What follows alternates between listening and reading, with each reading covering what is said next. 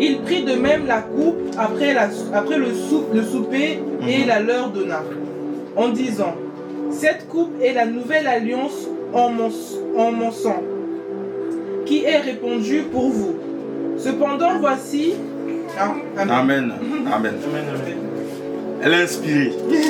Sois béni au nom de Jésus. Amen. Alors, bien-aimés dans le Seigneur Jésus, on a été peut-être un peu rapide dans la lecture.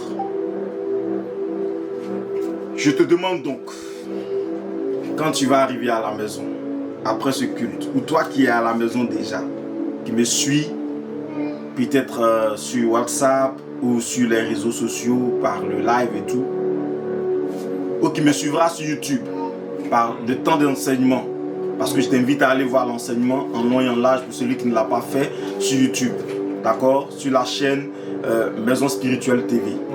Je t'invite à lire ce passage de Luc chapitre 22, verset 14 jusqu'à 20, à le lire tranquillement, à le méditer clairement, parce que c'est la base même de la vie chrétienne qui commence ici. Amen. C'est pourquoi nous avons dit ce matin que le thème de notre message, c'est le sang de l'alliance. Quelqu'un peut dire encore le sang de l'alliance? Le sang de l'alliance. Amen. Bien-aimés dans le Seigneur Jésus,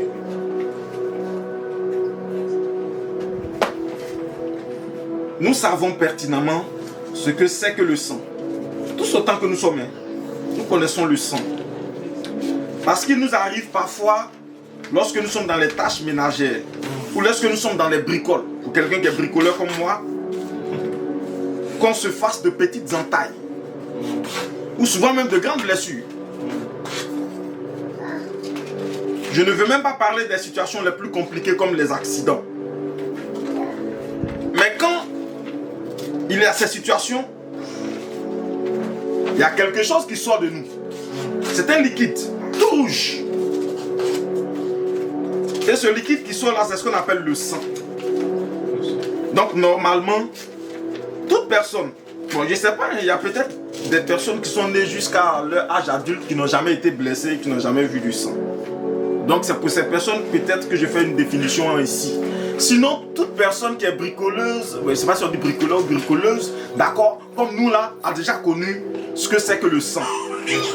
Et donc, quand nous parlons du sang de l'alliance, nous sommes effectivement en train de parler du sang, ce liquide-là qui a coulé, ce liquide-là qui coule lorsque nous nous blessons. Et nous parlons de ce sang en rapport avec une alliance. Mais par rapport à quelle alliance il y a un sang qui est versé? Et pourquoi il faudrait que dans une alliance, il y ait du sang qui soit versé? Qu'est-ce que le sang représente dans une alliance? Qu'est-ce que le sang vient faire dans un mot qui s'appelle alliance? Avant que je ne pousse encore plus loin, j'attire notre attention sur quelque chose que certains d'entre nous ont eu à faire quand ils étaient enfants. C'était des pactes d'amitié, ou souvent des pactes d'amour de jeunesse d'ailleurs. Parce que la plupart même des personnes qui ont eu à le faire ne sont même plus restées avec les personnes avec qui elles l'ont fait.